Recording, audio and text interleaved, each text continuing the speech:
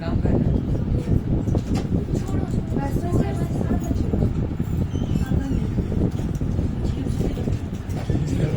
ये कर इसको वहीं पे बैठना तो घर बंद हो गया स्टार्ट तो फोर्थ पॉइंट था कॉम्पिटेंट होस्ट आपको याद होगा मैंने आपको 4 पॉइंट्स बोले थे tools of recommended DNA technology. सबसे पहला पॉइंट था isolation and purification of DNA है ना। दूसरा पॉइंट था रेस्ट्रिक्शन एट न्यूक्लियस तीसरा पॉइंट था क्लोनिंग फैक्टर्स था ना। फिर चौथा पॉइंट था क्या कॉम्पिटेंट होस्ट। ये कॉम्पिटेंट होस्ट का क्या मतलब है इसमें ट्रांसफॉर्मेशन प्रोसेस एक है वो आ जाती है। पहले मैं समझा देता हूं। अगर आपको याद होगा जब हमने बैक्टीरियल सेल से प्लाज्मिड बाहर निकाला था जिसको हम वेक्टर कहते हैं याद है। इसको हमने रिकम्बिनेंट डीएनए बनाया था। It is actually done in pipettes micro pipettes होते हैं छोटे छोटे उन्हीं में ये रिकम्बिनेंट डीएनए टेक्नोलॉजी मिल जाती है। मसलन अब क्या किया हमने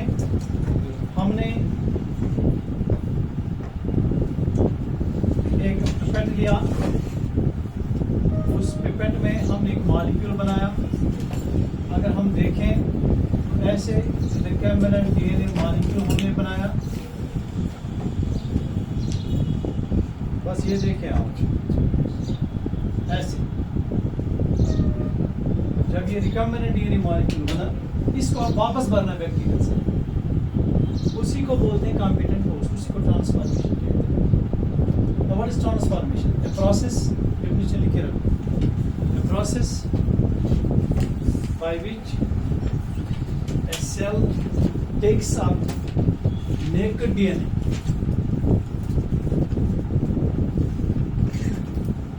a process by which a cell takes up naked DNA जब ये naked DNA जो इसका रिकम्बिनेंट डीएनए मॉलिक्यूल बना इसको वापस भरना है किसमें बैक्टीरियल सेल में उसको कॉम्पिटेंस बनानी है। कॉम्पिटेंस कैसे बनेगी वो मैं बताऊंगा आगे।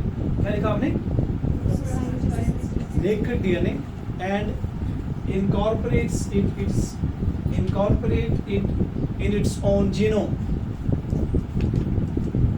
Incorporates it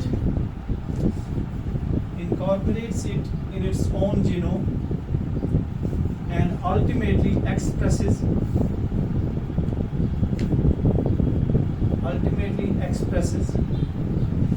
the controlled gene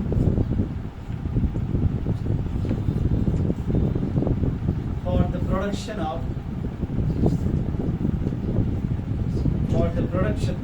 of a desired product। इस प्रोसेस को ट्रांसफॉर्मेशन कहते हैं। मतलब इस प्लाज्मिड को या रिकम्बिनेंट डीएनए को वापस भरना किसमें इसके लिए हम कुछ प्रोसेसेस करते हैं। जैसे जो डीएनए मॉलिक्यूल है it is hydrophilic in nature. Hydrophilic means water loving. It can not go directly into the cell. ये पास ऑन प्लाज्मा मेम्ब्रेन को नहीं कर सकते। उसके लिए हम क्या करते हैं पहले इसको किसी डाइवेलेंट आयन के साथ ट्रीट करते हैं। डाइवेलेंट समझते हैं जैसे कैल्शियम डाइवेलेंट आयन इसके साथ ट्रीट करके ये क्या करता है अक्सर इसमें हम कैल्शियम क्लोराइड का इस्तेमाल करते हैं। ये इस सेल मेम्ब्रेन में पोर्स क्रिएट करते हैं। क्या करता है पोर्स। उसके बाद इसको आइस पे लेते हैं। आइस के बाद इसको हम हीट शॉक देते हैं। Heat shock means to place this bacteria और bacterial colony on a temperature of 42 degree Celsius. उसके बाद इसको फिर से आइस पे डालते हैं। फिर हम चेक करते हैं क्या हमारी रिकमेंडेशन टेक्नोलॉजी ठीक होगी सही होगी कि गलत होगी। उसके लिए भी प्रोसेस है। तो जब ऐसा होगा जब ये आरडीएनए मॉलिक्यूल जो हमने बाहर बनाया था when it is able to enter back into the bacterial cell, this is called competent host. So we make the bacterial cells competent to take up the foreign DNA. इसी को competent host कहते हैं। यहाँ तक आया समझ? Clear हो गया? अब इसके अलावा हम क्या करते हैं, कभी कभी हम डायरेक्ट मेथड्स करते हैं, उसको बोलते हैं डायरेक्ट और वेक्टरलेस मेथड्स। डायरेक्ट और वेक्टरलेस मेथड्स हम इस्तेमाल करते हैं, जैसे for example micro injection.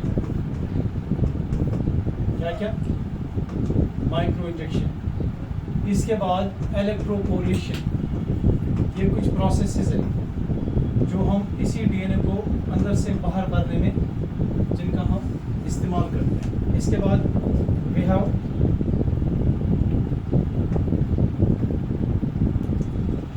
Electroporation के बाद we have another method that is chemical mediated method.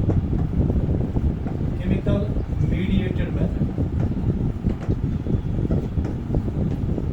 एक और मेथड है दैट्स कॉल्ड जीन गन और बायोलिस्टिक मेथड, और it's also called particle gun method. यानी ये कुछ मेथड्स हैं जो हम इसी फॉरेन डीएनए को सेल में भरने के लिए इस्तेमाल करते हैं। जैसे सबसे पहला हमने कौन सा कहा, सो यहाँ पे क्या करते हैं, यूज ऑफ हाइपोडर्मल नीडल्स, छोटी छोटी नीडल्स, माइक्रो नीडल्स या माइक्रो पिपेट्स, माइक्रो नीडल्स और माइक्रो पिपेट्स हम यहाँ पे इस्तेमाल करते हैं, and then directly transfer the DNA into the nucleus of the cell. समझ क्या करते हैं यहाँ पे? हमारा मकसद क्या है? हमारा मकसद है बाहर का जो डीएनए टुकड़ा है, बाहर का जो एलीन जीन है, इसको वापस भरना किस में? बैक्टीरियल सेल में। तो हम इसका भी मेथड इस्तेमाल करते हैं, माइक्रो इंजेक्शन। इसके बाद कौन का मेथड?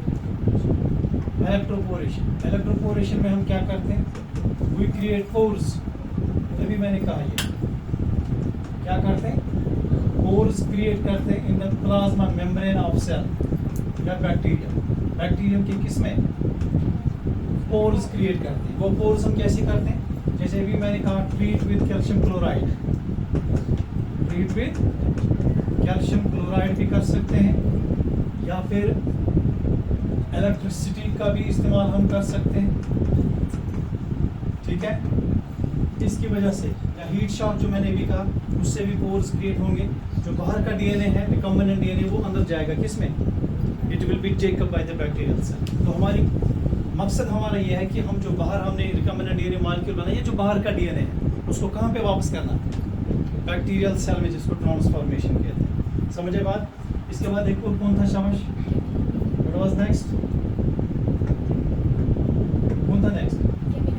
हाँ, देखिए यहाँ पे क्या करते हैं, केमिकल मीडिएटेड मेथड में क्या करते हैं, यहाँ पे हम सर्टेन केमिकल्स आर यूज्ड, जैसे पैग।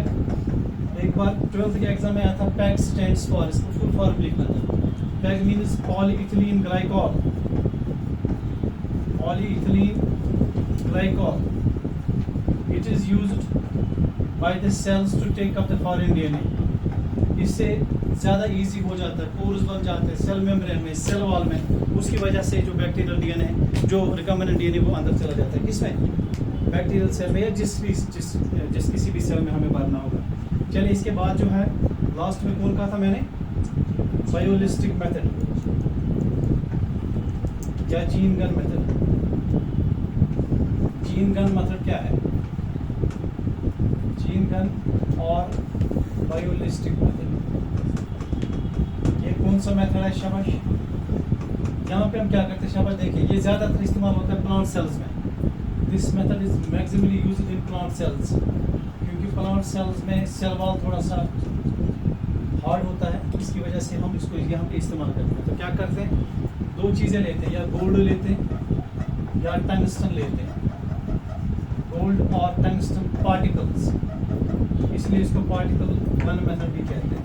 उन पे कोटिंग करते हैं डीएनए की, इसकी जो फॉरेन का डीएनए है, जो भी हमें अंदर भरना है, उनको फिर हाई वेलोसिटी, हाई स्पीड पे अंदर भरते हैं। जैसे ना वो ना एक जैसे फायर करते हैं, वैसे उनको सेल के अंदर भरते हैं।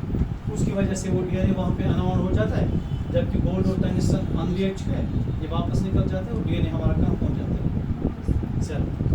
बात है समझ? These are some direct methods जिनमें हम वेक्टर्स का इस्तेमाल नहीं करते। बात है समझ?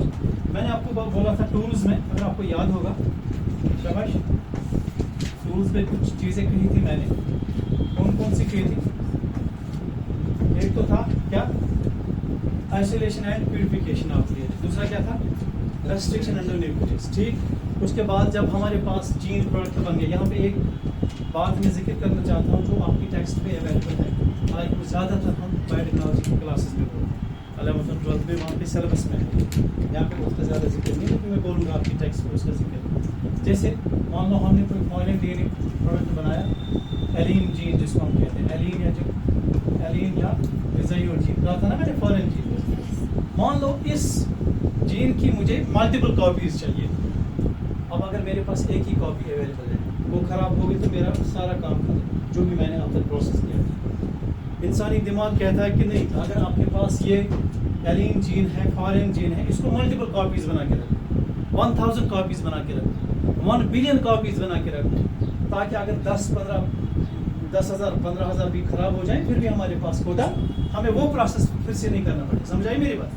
उसको हम आजकल इसके लिए बहुत सारी है, डीएनए लाइब्रेरी भी बनाते हैं, क्लोनिंग भी बनाते हैं, बैक्टीरियल क्लोनिंग भी बनाते हैं, उनसे भी असल में पहले ट्रेडिशनली करते थे, लेकिन आजकल हमारे पास इसके लिए टेक्निक है, उस टेक्निक का नाम है पीसीआर। सुना है नाम? क्या था पीसीआर? Polymerase chain reaction. ध्यान से सुना ये reaction, polymerase chain reaction. PCR होता पुलिस कंट्रोल, हुई है मेरी बायोटेक्नोलॉजी में इसका क्या मतलब है? Polymerase chain reaction. This was actually developed by Carey Mules. Lead point है ये 1987 में इसने इसको डेवलप किया। पीसीआर ये एक टेक्निक है जिसमें हम एक जीन से 1 बिलियन जीन्स बना सकते हैं, और वो भी विदिन वेरी स्मॉल टाइम। समझ आ रहा मेरी बात?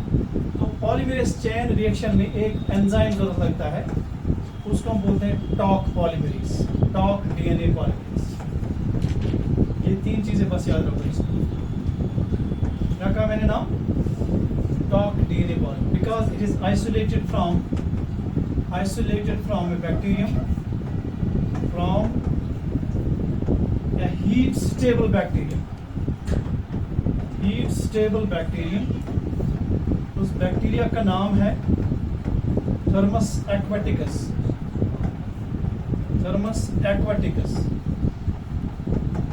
इस बैक्टीरियम का नाम है, और ये bacteria this can survive eight 94 degree Celsius.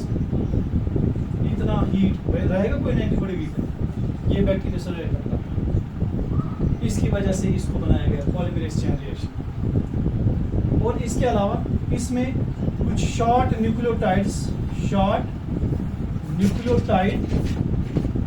Sequences होती है, जिनको बोलते हैं आरएनए प्राइमर्स। शाबाश, क्या बोलते हैं इनको? ये भी इसमें जरूरत पड़ती है, लेकिन स्टेप्स इसमें 3 है। पॉलीमरेज चेन रिएक्शन है, आपकी बुक पे ये बिल्कुल जिक्र नहीं है, स्टेप्स के बारे में कुछ नहीं लिखा है, लेकिन इतना तो कम से कम पता होना चाहिए। मे बी नीट में या कहीं कॉम्पिटिटिव एग्जाम में ये पूछा जाए, पूछना तो यही चाहिए। तो बहरहाल व्हाट इज नेक्स्ट, इसमें 3 स्टेप्स हैं।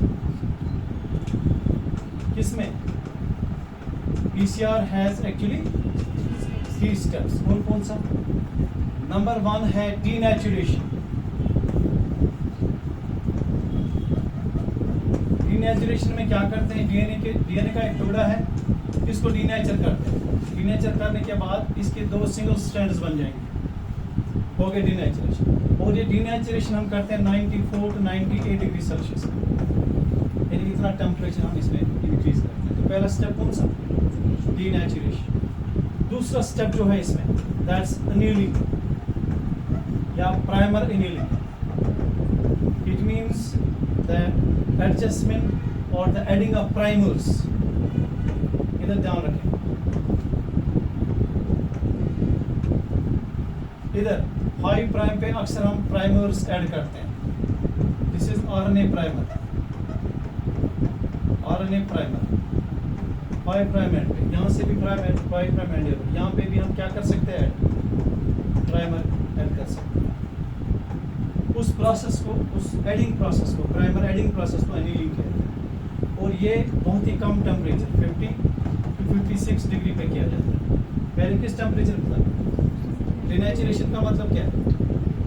When you are able to break down the double stranded DNA into single stranded DNA. ये पहला प्रोसेस है। दूसरा प्रोसेस कौन सा था?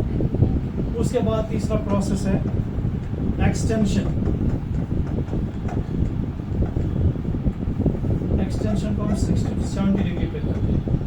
Extension means elongation of DNA, elongation of DNA strands, इनका इलांगेशन करना। समझ रहे मेरी बात? यानी सिंथेसिस करना है इनकी। सिंथेसिस मतलब अगर इनको हमें सिंथेसाइज करना होगा, उसकी सिंथेसिस करना। जैसे यहाँ पे नई सिंथेसिस हो जाएगी लेकिन प्राइमर्स की वजह से, ऐसे यहाँ से भी नई सिंथेसिस हो जाएगी। एक स्ट्रैंड के कितने बन गए? अभी ये एक ही स्ट्रैंड था ना, इस बार DS DNA, double stranded DNA। ये क्या था? Single strand. ये भी क्या था? अब कितनी बन गई? इसको फर्दर हम मैग्नीफाई कर सकते हैं, एम्पलीफिकेशन क्या कर सकते हैं, इसको एम्पलीफिकेशन ऑफ DNA या जीन प्रोडक्ट्स कह सकते हैं। इससे हम 1 बिलियन प्रोडक्ट्स, 1 बिलियन कॉपीज भी बना सकते हैं। कितनी? ये अच्छी बात है कि खराब बात है? तो टेक्निक का नाम PCR। कितने स्टेप्स है इसमें? क्या क्या? क्लियर?